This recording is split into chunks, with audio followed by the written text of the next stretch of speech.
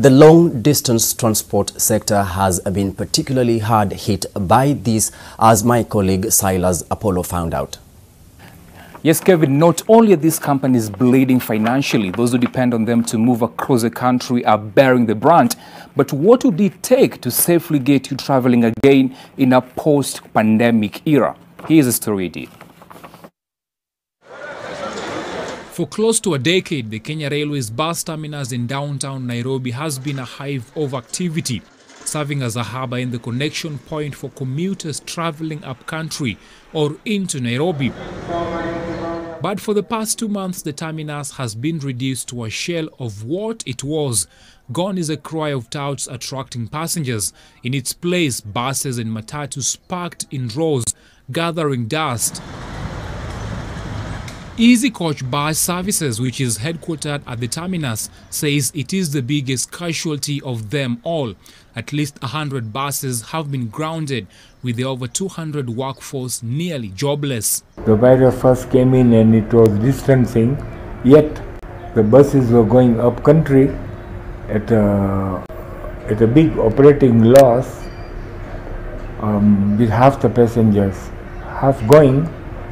And on the return, there were probably a quarter passengers because people decided to stay home up country. At the coast, another bus company says the restriction of movement in and out of Mombasa and other neighboring counties have come with huge implications.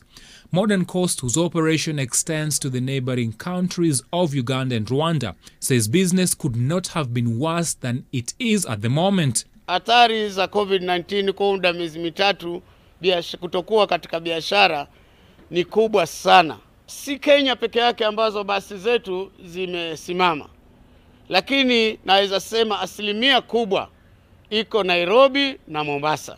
For these two companies and many others in similar businesses, the losses brought about by the coronavirus could not have been graver, something they say has become a new normal.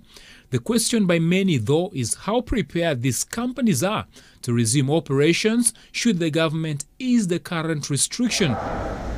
For this will mean putting in place strict measures to curb the spread of the virus.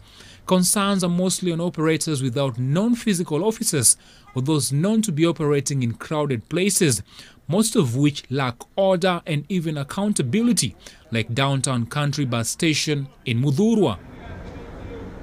For Easy Coach and Modern Coast, resumption of business will mean online booking, constant fumigation of buses, use of hand sanitizers, monitoring passengers' temperatures, as well as use of face masks, and even constant testing of crew members. Hata hapo mwanzo kabla basi hazijatolewa kabisa kwa barabara, tulikuwa tumepatiwa tayari sheria.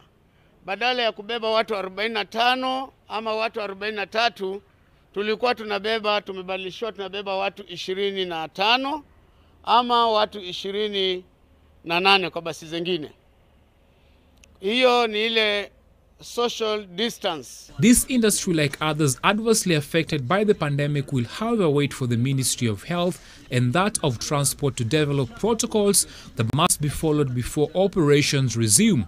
In the meantime, they wait patiently, albeit with piling losses.